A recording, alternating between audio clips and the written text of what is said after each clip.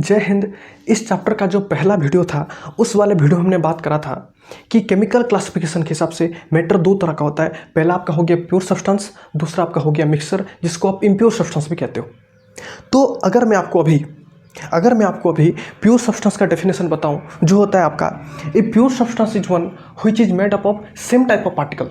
मतलब एक pure substance ऐसी सब्सटेंस होती है जो कि एक ही तरह के पार्टिकल से मिलकर बनी होती है। तो आप लोग कहोगे कि भाई ये पार्टिकल्स का मतलब क्या होता है। मैं कहूँगा कि पार्टिकल का मतलब एटम्स होता है, मॉलिक्यूल होता है, आयन होता है। तो आप लोग कहोगे कि भैया ये तीन चीज़ क्या होती है कि नहीं। तो आज इस वाले वीडियो में मैं इन तीन चीज़ों के ऊपर बात करूँगा। उसके बाद में अगले वाले वीडियो में मैं आपको बताऊँगा कि प्योर सब्सटेंस क्या होती है और मिक्सचर क्या होती है।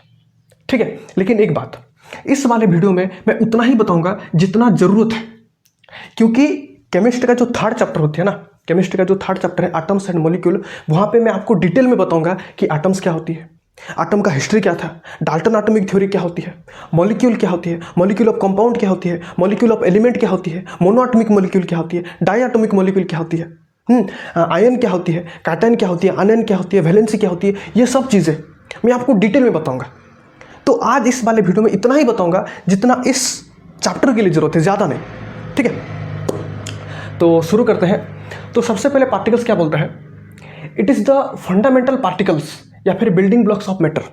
मतलब किसी भी मैटर का, किसी भी सब्सटेंस का जो सबसे जो फंडामेंटल पार्टिकल होता है ना, जो बिल्डिंग ब्लॉक होता है, वो एक पार्टिकल होता है। फंडामेंटल पार्टिकल मतलब बिल्डिंग ब्लॉक, मतलब सबसे महत्वपूर्ण चीज़, उसके बगैर कोई काम नहीं हो सकता। जिस तरह एक घर को बनाने के लिए आपको सबसे पहले क्या चाहिए, आपको सबसे पहले चाहिए ईंट। अगर आपके पास खाली ईंट भी हो ना, तो आप उस ईंट की मदद से घर खड़ा कर सकते हो। अगर आपके पास बालू नहीं है, सीमेंट नहीं है, सरिया नहीं है, पानी नहीं है, तो ठीक है, लेकिन अगर आपके पास खाली ईंट हो ना, उस ईंट की मदद से आप घर बना सकते हो। तो एक घर के लिए जो फंडामेंटल पार्टिकल है, जो महत्वपूर्ण चीज़ क्या है, वो ब्रिक है, ईंट है। ठीक उसी तरह एक लिविंग मैटर की निर्माण करने के लिए, एक सजीव वस्तु की निर्माण करने के लिए आपको सबसे पहले क्या चाहिए, सेल, जिसको आप कोशिका कहते हो, है कि नहीं। तो एक लिविंग मैटर के निर्माण करने के लिए फंडामेंटल पार्टिकल क्या है, सेल है। ठीक उसी तरह एक मैटर को बनाने के लिए जो सबसे पहले जो चाहिए ना, सबसे पहले आपको कुछ चाहिए, तो वो आपका होता है पार्टिकल्स होता है। इसलिए इसको बोलते हैं फंडामेंटल पार्टिकल या फिर बिल्डिंग ब्लॉक, मतलब सबसे महत्वपूर्ण चीज, उसके ऊपर कोई काम होने से रहा। ठीक है, अब अगर आप पार्टिकल की बात करें ना, जनरली ये तीन तरह का होता है जनरली। ठीक है, पहला आपका हो गया एटम्स, दूसरा आपका हो गया मॉलिक्यूल, तीसरा आपका हो गया आयंस। ठीक है, यहां तक समझ पाए। ठीक है, सबसे महत्वपूर्ण चीज और कुछ नहीं, किसी भी मैटर का, किसी भी सब्सटेंस का सबसे महत्वपूर्ण चीज क्या होती है, पार्टिकल होती है, जो उसके बगैर कोई काम नहीं हो सकता। ठीक है, उसके बाद हम बात करते हैं एटम्स की। बोलता है it is the fundamental particle of all the matter. ठीक है, जाहिर सी बात है भाई, पार्टिकल क्या है, एटम ही तो है। अगर ये फंडामेंटल पार्टिकल होगा तो ये भी तो फंडामेंटल पार्टिकल होगा, ये भी तो फंडामेंटल पार्टिकल होगा, आयन भी तो फंडामेंटल पार्टिकल होगा, है कि नहीं। तो सबसे महत्वपूर्ण चीज किसी मैटर क्या है, एटम्स है। इसका मतलब means everything around us is made up of atoms, या फिर इसको पार्टिकल भी कहते हो। मतलब हमारे अगल बगल जितना भी चीज है, चाहे वो लिविंग मैटर हो या नॉन लिविंग मैटर हो, सारे के सारे किससे बने होते हैं, एटम से बने होते हैं। चाहे ये पंखा हो गया, मतलब ये पंखा हो गया, ये मोबाइल होगा, ये ट्राइपॉड स्टैंड होगा, मैं हो गया, कोई भी हो, सारे के सारे किससे बने होते हैं, एटम से बने होते हैं। अब आप लोग कहोगे भैया क्या हम भी एटम से बने होते हैं। हाँ, हम भी एटम से बने होते हैं। अरे भाई, हम किससे बने हैं, कार्बन कंपाउंड से बने। जितने भी लिविंग मैटर होते हैं वो किससे बने होते हैं, कार्बन कंपाउंड से बने होते हैं। कार्बन क्या है, एक एलिमेंट है। कार्बन क्या है, एलिमेंट है। और एलिमेंट किससे बनती है, एटम से बनी होती है। मैं आपको अभी समझाऊंगा। ठीक है, तो कोई भी चीज हो, सबके सब किससे बने होते हैं, एटम से बने होते हैं। ठीक है, उसके बाद और एक पॉइंट बोलता है an atom is the smallest particle of a substance. किसी भी सब्सटेंस की, देखो सब्सटेंस मतलब मैटर, मतलब मटेरियल, मतलब सब एक ही चीज है। ठीक है, आप घबराना मत। तो किसी भी सब्सटेंस का जो सबसे छोटी चीज होती है वो एटम होती है। ठीक है, क्या एटम से कोई छोटी चीज होती है, हाँ होती है। जो लोग मिलकर एटम को बनाए होते हैं वो होता है, वो एटम से भी छोटे होते हैं। अरे भाई, मैं जिससे बना हूंगा वो मुझसे भी छोटा होगा कि नहीं। तो एटम जिन लोगों से मिलकर बना होगा वो एटम से भी छोटे होंगे। तो जो लोग मिलकर एटम को बनाते हैं ना, उसको कहते हैं सब एटॉमिक पार्टिकल। एटम मतलब छोटा, सब एटॉमिक पार्टिकल मतलब उससे और छोटा।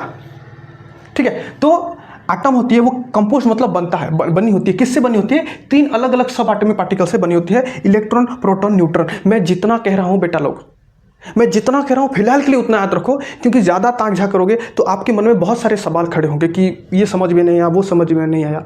जितना मैं देख रहा हूँ, जितना मैं बता रहा हूँ उतना याद रखो, ज़्यादा नहीं, ठीक है। तो जितने भी सब्सटेंस होती है उसका जो स्मॉलेस्ट पार्टिकल है वो आटम होता है, जो कि बहुत छोटा होता है। और आटम किससे मिलकर बना होता है? Electron, proton, neutron. ये बात मैं क्यों बता रहा हूँ आपको आगे समझ में आएगा। देखो मैं जितना बता रहा हूँ उतना याद रखो। अगर हम इलेक्ट्रॉन की बात करें ना, इलेक्ट्रॉन क्या होता है? इलेक्ट्रॉन के पास एक नेगेटिव चार्ज होता है, इसलिए हम कहते हैं electrons are the negatively charge particle. आप ये भी कह सकते हो electron are the negatively charge sub atomic particle, क्योंकि एक तरह से ये 3 सब एटॉमिक पार्टिकल ही होते हैं। आप पार्टिकल भी कहो, कोई दिक्कत नहीं है, ठीक। उसी तरह प्रोटॉन की बात करें तो इसके पास एक पॉजिटिव चार्ज होता है, इसीलिए हम कहते हैं protons are the positively charge particle या फिर सब एटॉमिक पार्टिकल। और आखिर में आता है न्यूट्रॉन। न्यूट्रॉन क्या होता है? Are electrically neutral. Electrical neutral मतलब, भैया इलेक्ट्रिकल न्यूट्रल मतलब क्या होता है ये समझाओ। देखो इलेक्ट्रिकल न्यूट्रल मतलब उसके पास जितने नंबर ऑफ पॉजिटिव चार्ज होंगे उतने नंबर ऑफ नेगेटिव चार्ज होंगे। मतलब एक तरह से जितने नंबर ऑफ इलेक्ट्रॉन होंगे उतने नंबर ऑफ प्रोटॉन होंगे। अरे भाई पॉजिटिव चार्ज मतलब प्रोटॉन ही तो है, और नेगेटिव चार्ज मतलब इलेक्ट्रॉन ही तो है। समझ रहे हो? देखो मेरी बात सुनो। मान के चलो मेरे पास 100 रुपये है और मैंने किसी से 100 रुपये उधारी ले रखी है, तो मेरे पास कितना पैसा है? अरे भाई मेरे पास 100 रुपये है और मैंने किसी से 100 रुपये उधारी रखी है, एक तरह से मेरे पास कुछ भी पैसा नहीं है, मेरे पास 0 पैसा है, 0। तो एक तरह से मैं न्यूट्रल हूं। मतलब मान के चलो कोई सब्सटेंस है, उसके पास 100 इलेक्ट्रॉन है और 100 प्रोटॉन है। इलेक्ट्रॉन क्या है? नेगेटिवली चार्ज है। प्रोटॉन क्या है? पॉजिटिवली चार्ज है। -100 + 100 0, ठीक है। तो जो न्यूट्रॉन होती है ना वो इलेक्ट्रिकली न्यूट्रल होता है, मतलब उसके पास number of electron is equal to number of proton. उसके पास जितने नंबर ऑफ पॉजिटिवली चार्ज होंगे उतने number of negatively charge particle होंगे। ये होता है न्यूट्रॉन, ठीक है। आप जैसे जैसे आगे बढ़ोगे ना आपका कंसेप्ट और क्लियर होगा। मैं जानता हूँ आपके जहन में बहुत सारा सवाल उठ रहा होगा कि ये क्या है, ये क्या है, लेकिन देखना जब ये चैप्टर पूरा खत्म हो जाएगा और ये सब चीज़ आप फिर से देखना आपको बहुत आसान लगेगा, ठीक है। सबसे आखिर में आता है मॉलिक्यूल्स। बोलता है it is the group of 2 और more atoms which are held together by a chemical reaction या फिर केमिकल बॉन्ड। मतलब मॉलिक्यूल क्या होता है? ग्रुप होता है। किन लोगों का? मॉलिक्यूल ग्रुप होता है 2 या फिर 2 से ज्यादा एटम का। और जो एटम होती है वो कैसे बंधे होते हैं? हेल्ड टुगेदर मतलब बंधे होते हैं कैसे? बाय ए केमिकल रिएक्शन या फिर केमिकल बॉन्ड। जब आटम के भीतर एक केमिकल रिएक्शन होगा तब जाकर एक मॉलिक्यूल बनेगा। एक बात याद रखो, एक chemical reaction is necessary for the formation of new substance. बगैर केमिकल रिएक्शन के एक नया सब्सटेंस नहीं बन सकता। ध्यान दो, यहां पर एटम थे पहले। जब आटम के भीतर कोई केमिकल रिएक्शन हुआ, कोई केमिकल बॉन्डिंग हुआ, तब जाकर क्या हुआ? एक मॉलिक्यूल बना। ये एक अलग चीज है, ये एक अलग चीज है। तो बगैर केमिकल रिएक्शन के आप एक नया सब्सटेंस नहीं बना सकते। एक काम करता हूं, मैं अगले वाले वीडियो में आपको समझाऊंगा सबसे पहले फिजिकल चेंज क्या होती है, मतलब फिजिकल चेंज क्या होती है और केमिकल चेंज या फिर केमिकल रिएक्शन क्या होती है, मैं आपको अगले वाले वीडियो में बताऊंगा। मैं सोच रहा था कि प्योर सब्सटेंस और मिक्सचर के ऊपर बनाऊं, लेकिन नहीं, पहले इसको बनाना पड़ेगा, ठीक है। तो आपके जहन में अगर ये सवाल उठ रहा है कि फिजिकल चेंज और केमिकल चेंज क्या होती है, मतलब रिएक्शन क्या होती है, मैं आपको अगले वाले वीडियो में आपको वो मैं क्लियर कर दूंगा, ठीक है। फिलहाल के लिए इतना याद रखो, फिलहाल के लिए जब केमिकल रिएक्शन होता है तब जाकर एक नया सब्सटेंस बनता है। देखो मॉलिक्यूल मतलब कुछ नहीं, जब 2 या फिर 2 से ज्यादा आटम आपस में मिलते हैं केमिकली याद बोलना जरूरी है, ठीक है। जब 2 या फिर 2 से ज्यादा आटम केमिकली आपस में मिलते हैं तब जाकर एक मॉलिक्यूल बनता है। इतना याद रखो, ठीक है। समझ में आया? और सबसे आखिर में आता है आयंस।